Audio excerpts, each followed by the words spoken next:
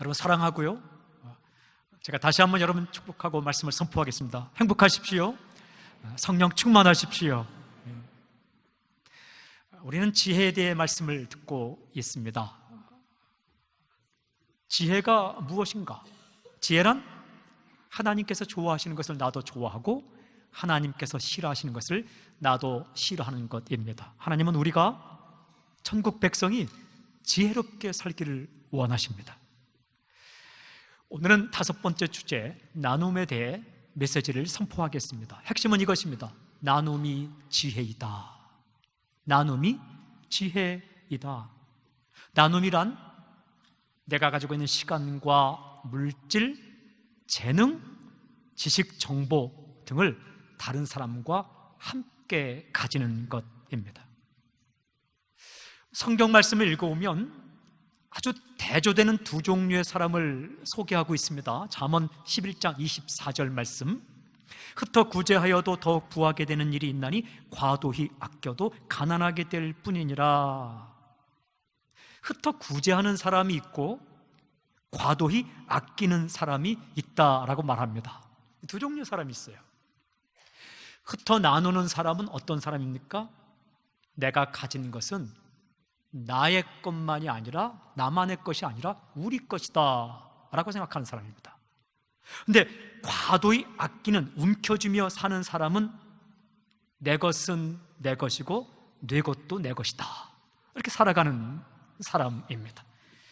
두 종류 사람이 있다는 거예요. 나누며 사는 사람이 있고 움켜쥐며 사는 사람이 있다. 여러분, 이 두 사람이 어떻게 될까요? 상식적으로 생각하면 움켜쥐며 사는 사람은 재산이 점점 늘어나야 합니다. 나눠주며 사는 사람은 점점 가난해져야 합니다. 그러나 성경은 다르게 말씀합니다. 어떻게 된다고요? 흩어 구제하는 사람은 더욱 부하게 된다. 과도히 아끼는 사람은 가난하게 된다라고 말씀하십니다. 질문이 있습니다. 그렇다면 누가 지혜로운 사람입니까? 나누며 사는 사람이 지혜로운 사람입니다. 나누고 그리고 자신도 부하게 되는 사람이 지혜로운 사람입니다. 자신이 가진 것을 나누는 사람이 지혜로운 사람이며, 자신이 가진 것을 과도히 아끼며 가난하게 되는 사람이 어리석은 사람, 미련한 사람입니다. 우리 어떻게 살아야 되겠습니까? 저는 선포합니다. 지혜로운 사람으로 살지어다. 나눔이 지혜입니다. 오늘 우리가 읽은 본문 말씀 사도행전 20장 35절 말씀은 마태복음, 마가복음, 누가복음, 요한복음, 복음서에는 기록되지 않았습니다. 그런데 사도행전에 기록되어 있지만 예수님께서 직접 하신 말씀입니다. 제자들이 기억하고 전해준 말씀. 우리 함께 사도행전 20장 35절 함께 읽겠습니다. 함께 시작. 범사에 여러분에게 모본을 보여준 바와 같이 수고하여 약한 자들을 돕고 또 예수께서 친히 말씀하신 바 주는 것이 받는 것보다 복이 있다 하심을 기억하여야 할지니라. 사도 바울이 한 말입니다. 밀레도라는 곳에서 한 말입니다. 누구에게? 에베소 교회 장로님들에게 한 말입니다. 언제 한 말입니까? 작별하면서, 헤어지면서 한 이야기입니다. 예루살렘에 올라가면 이제 잡혀서 감옥에 가게 되는데, 그때 그 바닷가에서 목을 어금맡기고 울면서 헤어지기 직전에 한 말입니다. 그러니까 오늘날 말하면 마지막 당회를 하면서 에베소 교회의 목회자 바울이 한 이야기입니다. 그러니까 이렇게 이야기합니다. 우리는 약한 사람을 도와야 합니다. We must help the weak. 가난한 사람을, 약한 사람을, 힘이 없는 사람을, 도움이 필요한 사람을 도와야 합니다. 그리고 이렇게 말합니다. 주는 것이 받는 것보다 복이 있다. 예수님이 하신 이 말씀을 기억해야 합니다. 예수님께서 하신 말씀을 이야기합니다. 주는 것이 받는 것보다 복이 있다. 그렇습니다. 받는 것도 복이 있지만 주는 것이 더 복이 있습니다. 이 말씀을 읽고 또 읽었습니다. 주는 것이 받는 것보다 복이 있다. 주는 것이 받는 것보다 복이 있다. 주는 것이 받는 것보다 복이 있다.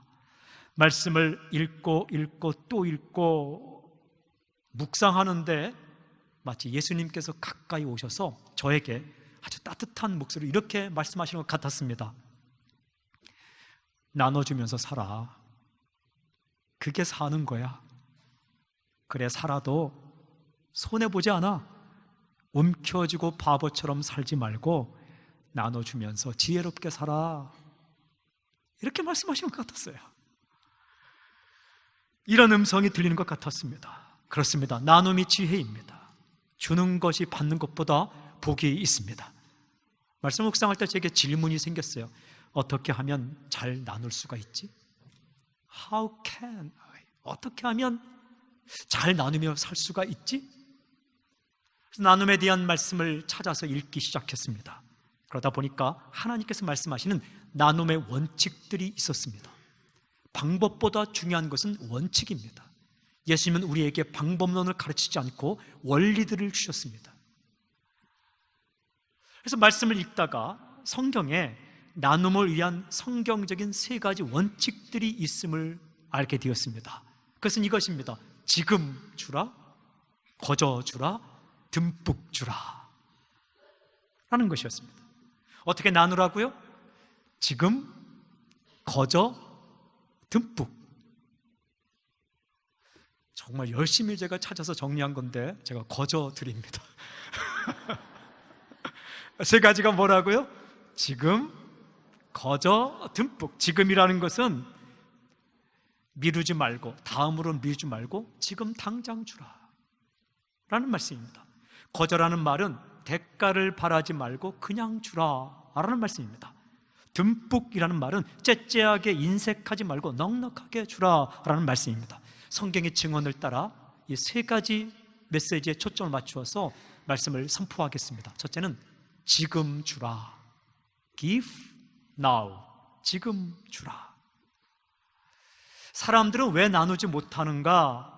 다음에 하겠다고 생각하기 때문입니다. 미루기 때문입니다.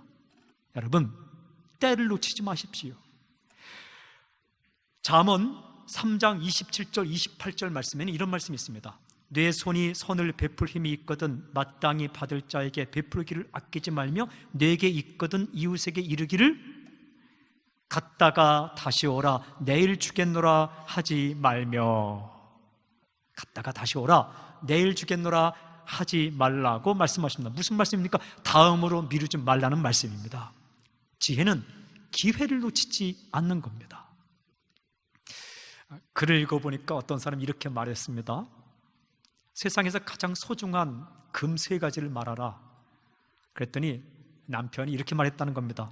황금, 소금, 지금. 황금이 중요하다. 그러나 소금도 중요하다. 근데 제일 중요한 건 지금이다. 그랬더니 아내가 말하기를 아니라고. 제일 중요한 금은 3가지가 있다고. 지금, 현금, 입금이라고. 그랬더니 남편이 말하기를 그것보다 더 중요한 게 있다고. 지금, 조금, 입금 하는 거라고. 그랬더니 아내가 마지막 한마디 딱 해서 그것보다 중요한 거 있다고. 방금, 조금, 출금 했노라고. 좀 우스운 얘기지만 빠지지 않고 들어가는 얘기가 지금이라는 거예요. 지금 때를 놓치지 않고 지금 하는 것이 중요하다는 이야기입니다. 여러분, 나누어야 할 때 미루지 않고 나누는 것, 이것이 나눔의 원리 첫 번째입니다. 근데 제가 질문이 생겼어요. 그럼 나누어야 할 지금은 언제인가? 2가지 때가 우리가 나눠야 할 지금입니다. 첫째는 다른 사람이 당신에게 무엇인가를 부탁할 때가 바로 당신이 나누어야 할 지금입니다. 예수께서 하신 말씀이 마태복음 5장 42절에 이렇게 기록되어 있어요. 내게 구하는 자에게 주며 내게 꾸고자 하는 자에게 거절하지 말라. Ask. 내게 구하는 자가 찾아올 때가 있다는 겁니다. 여러분, 당신에게 무엇인가를 부탁하는 사람이 찾아올 때가 바로 당신이 나누어야 할 지금입니다. 살다 보면 자신에게 무언가를 부탁하러 누군가 찾아올 때가 있어요. 여러분, 그거 행복입니다. 살아있는 겁니다. 부탁하는 사람이 있을 때가 좋은 겁니다. 기억하십시오. 그 사람이 당신에게 찾아올 때는요, 한 번 생각하고 찾아오는 거 아니더라고요. 수없이 생각하고 갈까 말까, 부탁할까 말까, 들어줄 것인가 아닌가 수없이 많이 생각하고 몇 번을 곱씹어 본 이후에 당신에게 말하는 겁니다. 그러니까 당신에게 그 사람이 찾아 부탁할 때는 이미 수없이 고민하고, 그리고 곱씹어 생각하고, 그리고 어렵사리 당신에게 찾아오는 겁니다. 그러니까 베풀어야 할 지금은 다른 사람이 당신에게 부탁하러 찾아왔을 때입니다. 그때를 놓치지 마십시오. 둘째는요, 도와주고 싶은 마음이 생길 때입니다. 도와주고 싶은 마음이 생길 때가 바로 나누어야 할 지금입니다. 요한일서 3장 17절 말씀 읽으면 이런 말씀이 있습니다. 누가 이 세상의 재물을 가지고 형제의 궁핍함을 보고도 도와줄 마음을 닫으면 하나님의 사랑이 어찌 그 속에 거하겠느냐. 무슨 말씀입니까? 형제가 궁핍함을 볼 때에 도와줄 마음이 생긴다는 얘기입니다. 도와줄까? 도와주고 싶다. 여러분, 도와주고 싶은 마음이 생길 때가 바로 당신이 무엇인가를 나누어야 할 바로 지금입니다. 사람은요, 마음이 열려야 행복합니다. 도와줄 마음이 생길 때가 행복한 겁니다. 그 도와줄 마음을 닫지 말라고 말씀하십니다. 그 도와주고 싶은 마음 누가 주는 겁니까? 성령님께서 주시는 겁니다. 여러분이 참 착하고 잘나서 그런 마음이 생기는 게 아니라 성령님께서 당신에게 그 도와주고 싶은 마음을 주시는 겁니다. 참 신기해요. 어떤 사람은 그냥 스쳐 지나가는데 당신에게는 형편이 어려운 사람이 보일 때가 있습니다. 보여야 되는 거예요. 그 도와주고 싶은 마음이 생길 때가 있습니다. 또 어떤 사람은 그냥 스쳐 듣는데, 그냥 지나쳐 듣는데 당신에게는 힘든 사람의 소리가 자꾸 들릴 때가 있습니다. 귀로 들리는 걸 넘어서 마음으로 들릴 때가 있습니다. 그리고 당신의 마음 가운데 도와주고 싶다, 도와주고 싶다. 그거 성령님께서 주시는 겁니다. 그 마음이 생길 때가 바로 도와줘야 할 지금이다. 요즘 저의 마음 가운데는 우리가 캄보디아에 가서 목회자 세미나도 합니다. 굉장히 저희 교회 준 선물이에요. 대양주 목회자 세미나를 오랫동안 했는데 우리 교회에게 또 하나의 선물을 주시는데, 선교지의 현지인들 목회자를 위해 세미나 하게 된 것, 그것은 하나님이 주신 선물이에요. 또 베트남에도 목회자 세미나를 하게 됩니다. 이제 9월에는 가정 세미나를 하게 됩니다. 그런데 얼마나 좋은지 몰라요. 그런데 요즘 제 마음 가운데는 그분들이 그 세미나에 오셔서 2박 3일 하고 다녀간 다음에는 집에 가면 먹을 게 없답니다. 자녀 학비가 없답니다. 당장 먹을 것이 없답니다. 목회에 전념하기 때문에. 예전에 우리 한국에서 목회하시는 목사님들이 쌀 2바가지, 3바가지 가지고 며칠 몇 주를 사는 건 똑같은 겁니다. 어떻게 하면 될까? 선교사님이 저에게 이런 말씀하셨습니다. 그분들이 세미나 하는 것도 참 좋은 일인데 가서 경제적으로 어려운데 그 현지 목회자를 도와주면 얼마나 좋겠습니까? 그 마음이 제 마음에 팍 바뀌었습니다. 이번에도 베트남 세미나 제목들을 제가 정해서 알려줬습니다. 이렇게 문자가 왔습니다. 소주제들이 참 좋습니다. 그런데 한 가지가 더 들어있으면 좋겠습니다. 어려운 경제 형편 가운데 어떻게 싸우지 않고 다투지 않고 살 것인가에 대해 강의해 주었으면 좋겠습니다. 제 마음이 뭉클했습니다. 어떻게 하면 도와줄 수 있을까? 그래서 제가 고민하다 툭 한 얘기가, $100의 행복. 그분들이 생활비가 한 $200 드는데 만약에 우리가 한 가정씩 그 현지 캄보디아, 베트남 어렵게 살아가는 분들에게 평생 주는 게 아니라 1년 정도 한 달에 $100씩만 보태줄 수 있다면 그것으로 자녀 양육도 하고, 그리고 쌀과 반찬을 사서 그 식사하면서 복음을 전하지 않겠는가? 우리가 가서 아무리 전하는 것보다 그분들이 그분의 말로, 그 나라의 말로 전도하는 게 훨씬 좋지 않습니까? 그런 마음을 가지게 되었습니다. 우리 가정부터 실천해야 되겠다. 그래서 제가 우리 가족들에게 이야기를 했습니다. $100의 행복, 목회자부터 해야 되겠다. 여러분, 그런 마음이 생길 때가 있어요. 그때가 바로 지금입니다. 질문이 한 가지 생겼어요. 왜 사람들은 자꾸 다음으로 미룰까? 하기 싫은 이유도 있지만 많은 경우에는 지금 나에게는 나눌 것이 없다라고 생각하기 때문입니다. 뭐 나눌 게 있어야지 나누지 라고 생각합니다. 자기에게 있는 것이 그 사람에게 별로 도움이 안 된다고 생각하기 때문입니다. 그런데 그렇지가 않습니다. 사람들이 자꾸 이렇게 생각해요. 이 보잘것없는 것, 이까지 것을 나눈다고 해서 뭐 도움이나 될까? 괜히 마음만 상하게 하는 거 아닐까라고 생각하기도 합니다. 그렇지가 않아요. 하나님께서 누군가를 당신에게 보내주실 때에는 당신에게 이미 나눌 것이 있다는 증거입니다. 내게 도와줄 마음이 생긴다는 것은 이미 나에게 많지는 않지만 나눌 것이 있다는 얘기입니다. 그러니까 하나님께서 당신에게 그 말씀 하시는 겁니다. 여러분, 현재 당신에게 있는 것을 나누십시오. 다른 사람과 비교하지 마십시오. 내게 있는 것이 작게 보일지 모르지만 또 적게 보일지 모르지만 그 사람에게는 상당히 큰 거입니다. 나중에 엄청난 것보다 지금 그 자신에게 적게 보이는 그것이 훨씬 더 그 사람에게 도움이 됩니다. 아무것도 나눠줄 수 없을 만큼 가난한 사람 없습니다. 어떤 것도 나누어 받지 않을 만큼 부유한 사람도 없습니다. 용기를 주는 한마디, 나의 시간, 나의 물질, 나의 건강, 그리고 내가 알고 있는 지식들을 나누며 사십시오. 언제? 지금. 누군가가 당신에게 부탁할 때 지금 나누십시오. 그리고 내 마음 가운데 가슴이 설레며 도와주고 싶은 마음이 열릴 때 지금 나누십시오. 그때를 놓치지 마십시오. 다음으로 미루지 마십시오. 두 번째는 거저주라 라고 말씀하십니다. 사람들은 왜 나누지 못할까? 그냥 주기에는 아깝다라고 생각하기 때문입니다. 고생하며 얻은 것인데, 밥 먹는 시간, 잠자는 시간 아껴가며 얻은 것인데 남에게 나누어 준다는 게 나의 살점이 떨어져 나가는 것처럼 아깝기 때문에 이게 거저 주지 못합니다.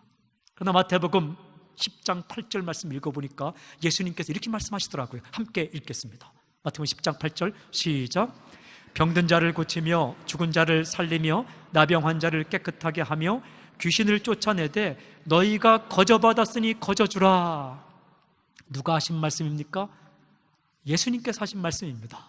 여러분, 예수님께서 하신 말씀은 다 좋은 말씀이고 다 옳은 말씀입니다. 푸른 마르고 꽃은 시드나 주님의 말씀은 영원할 것입니다. 그런데 이렇게 말씀하십니다. 거저 받았으니 거저 주라. 눈에 확 들어오고 마음에 꽉 박히는 말씀이에요. 거저 받았으니 거저 주라. Freely you have received, freely give. 그렇게 말씀하시는 거예요. 거저라는 말은 순수한 우리말입니다. 아무런 대가를 치르지 않고 라는 의미입니다. 쉽게 번역하면 공짜로라는 의미입니다. 우리 믿는 사람들이 자주 쓰는 은혜로라가 바로 이런 뜻입니다. By grace가 거저라는 의미입니다. 거저 받았으니 거저 주라. 제가 이 말씀을 또 읽고 또 읽는데 가슴이 뭉클하더라고요. 뭐 큰 망치로 머리를 얻어맞은 것처럼 영적인 충격이 있더라고요. 그래서 계속 읽고 곱씹고 외우고 또한 묵상하는데 여전히 또 주님께서 아주 가까이 다가오셔서 부드럽게 단호하게 저에게 이렇게 말씀하신 것 같았습니다. 그냥 줘. 그냥 줘. 이렇게 말씀하신 것 같았어요. 왜 거저 줘야 합니까? 이유는 분명합니다. 거저 받았기 때문입니다. 그렇습니다. 우리가 가진 것 다 거저 받았습니다. 영원한 생명도 그냥 받았습니다. 우리의 시간과 물질과 가지고 있는 모든 것도 거저 받았습니다. 은혜로 받았습니다. 공짜로 받았습니까? 받았습니다. 우리가 가진 모든 것은 다 하나님께로부터 왔습니다. 그러니까 거저 주라는 겁니다. 어떻게 줄까? 도로 받을 생각하지 말고 주라는 말씀입니다. 전도서 11장 1절 말씀 읽어보면 이런 말씀이 있습니다. 너는 내 떡을 물 위에 던져라. 여러 날 후에 도로 찾으리라. 너는 내 떡을 물 위에 던져라? 무슨 말입니까? 나눠줄 때는 물 위에 떡을 던지듯이 나눠주라라는 말씀입니다. 여러분, 물 위에 떡을 던지면 어떻게 됩니까? 가라앉습니다. 어떻게 됩니까? 떠내려갑니다. 어떻게 됩니까? 도로 찾을 길이 없습니다. 물 위에 떡을 던지면 도로 찾을 길이 없습니다. 다시 돌아오지 않습니다. 무슨 말씀입니까? 줄 때는 도로 찾을 생각하지 말고 주라라는 말씀입니다. 거저 주라는 말씀입니다. 그런데 이 말씀 바로 뒤에 우리가 읽었지만 이런 말씀이 있습니다. 어떤 말씀? 여러 날 후에 도로 찾으리라. 줄 때는 찾을 생각 안 하고 주는데 사건은 어떤 사건이 일어납니까? 여러 날 후에 도로 찾으리라.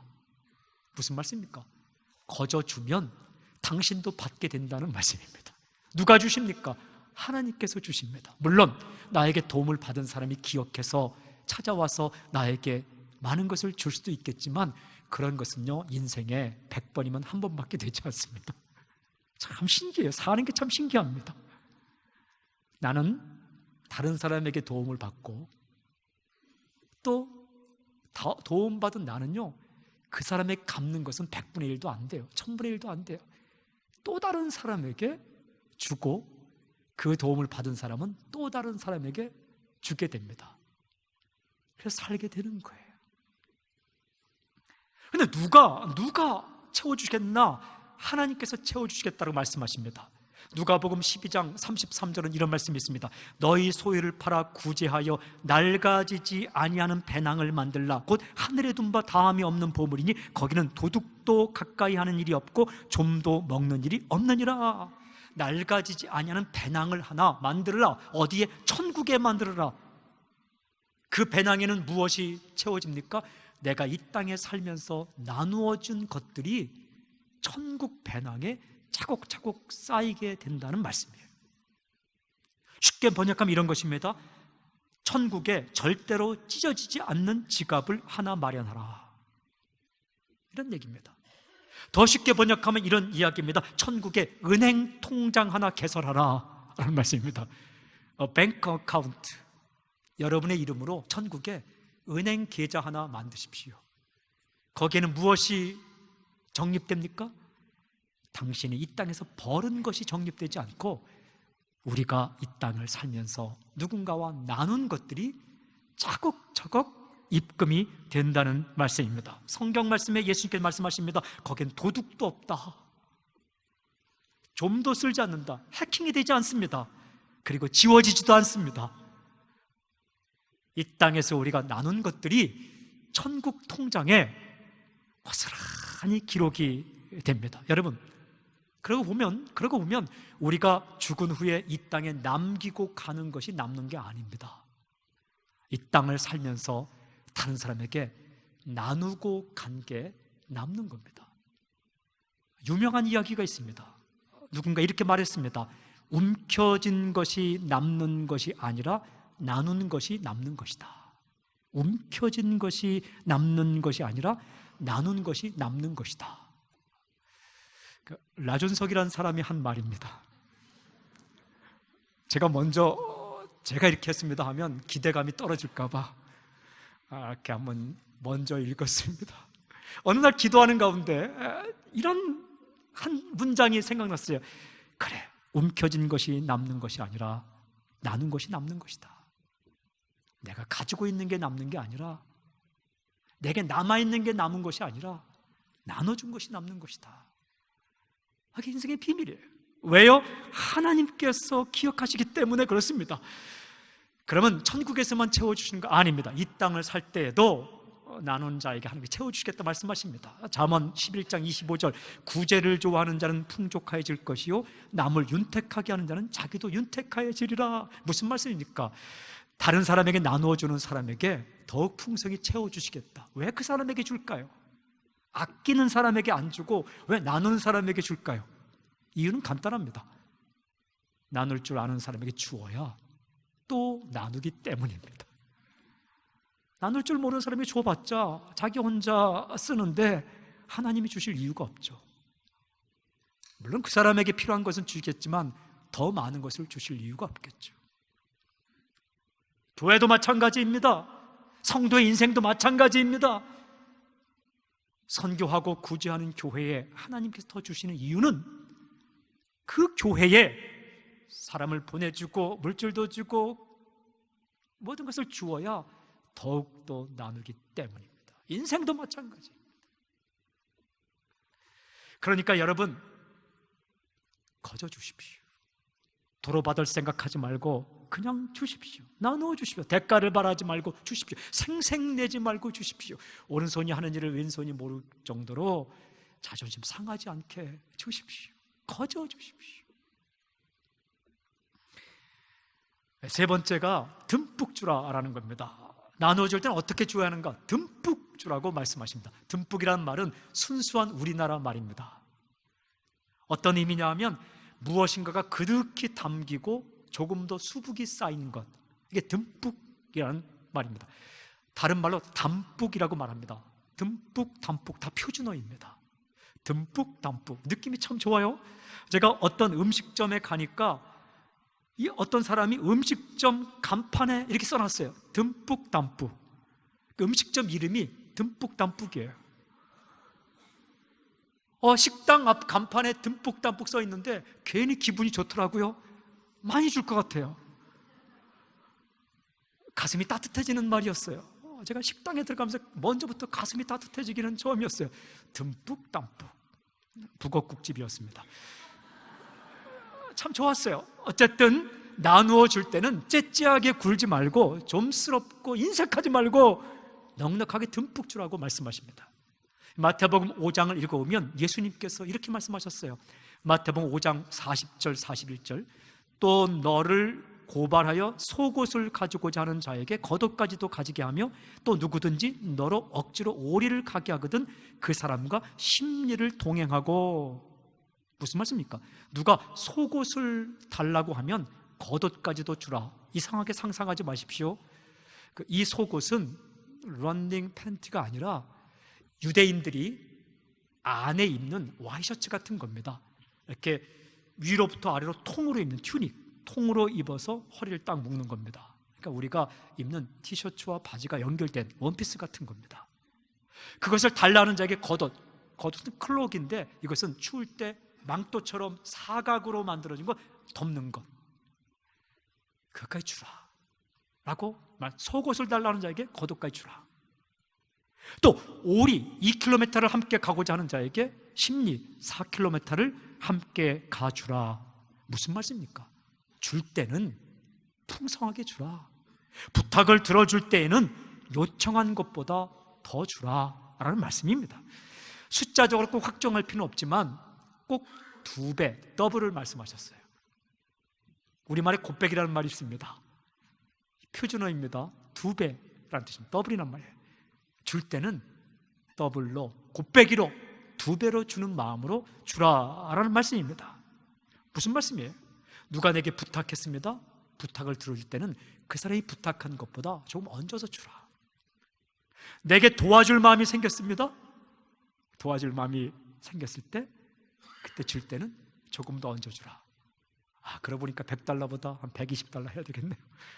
$200 해야 되는데 그러면 또 너무 그러니까 이렇게 조금 더 주라는 거예요. 우리 그 성도님들 보면 좀 손이 크다라고 표현하시는 분들 계세요. 뭘 음식을 해도 손이 크게 많이 하세요.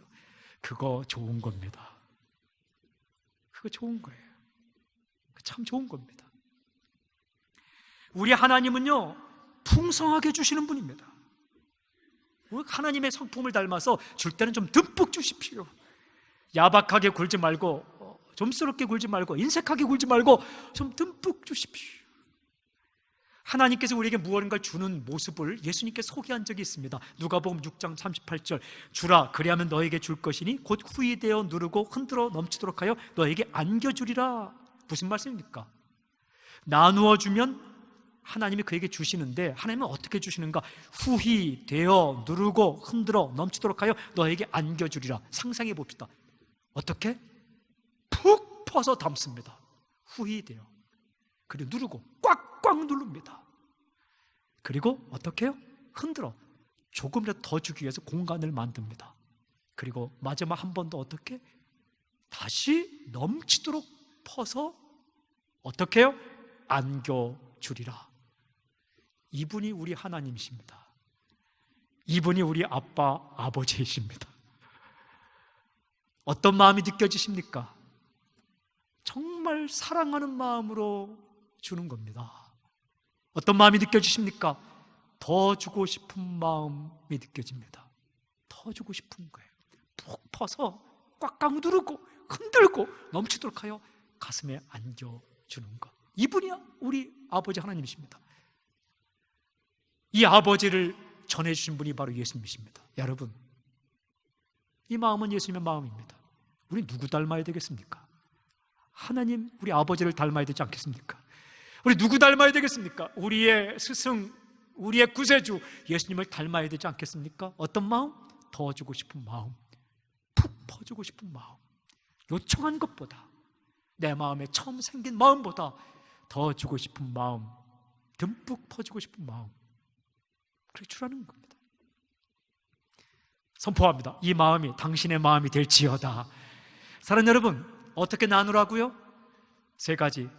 지금 주라, 거저 주라, 듬뿍 주라. 나눔이 지혜입니다. 나눔이 남는 것입니다. 예수님의 말씀을 꼭 기억하십시오. 주는 것이 받는 것보다 복이 있다.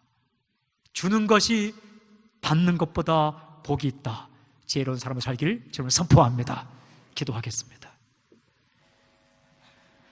모든 것을 주시고 더 주시기를 원하시는 아버지 하나님, 우리가 이 땅에서 사는 동안 움켜쥐고 어리석게 살지 않게 하시고 손을 펴서 나누어주며 지혜롭게 살게 해 주십시오. 성령님, 우리의 마음을 바꾸어 주십시오. 아버지의 마음을 주십시오. 예수님의 마음을 주십시오. 복 있는 사람으로 나누며 살 수 있도록 우리를 붙잡아 주시옵소서. 예수님의 이름으로 감사하며 기도하옵나이다. 아멘, 아멘, 아멘. 말씀이 진리임을 믿습니다. 세상 법칙이 아니라 하나님의 말씀이 우리 인생을 다스림을 믿습니다. 푸른 마르고 꽃이 시드나 주의 말씀은 영원할 것입니다. 우리 일어나 찬양합시다. 푸른 마르고 꽃이 시드나 주의 말씀은 영원하리라. 아멘.